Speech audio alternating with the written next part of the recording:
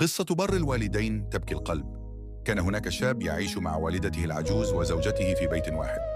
وفي أحد الأيام أثناء تناولهما الطعام قامت الزوجة بغضب من المائدة وقالت لزوجها: إن يدي والدتك متسختان وقد أفسدت لي شهيتي، عليك أن تجعلها تأكل على مائدة أخرى بمفردها، فأنا لن أجلس معها على مائدة واحدة بعد اليوم، وجودها معنا يضايقني. رد الزوج بهدوء: كما تعلمين والدتي ليس لها أحد غيري، وهي عجوز وتحتاج إلى رعايتي.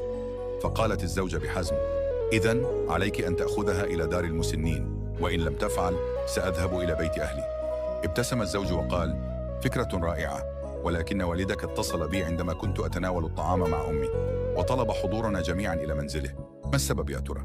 ردت الزوجة: عندما غادرت المائدة اتصلت به، وغدا ستعرف لماذا، أما الآن سأنام. عاد الزوج إلى أمه وسألته الأم بقلق: ما الأمر؟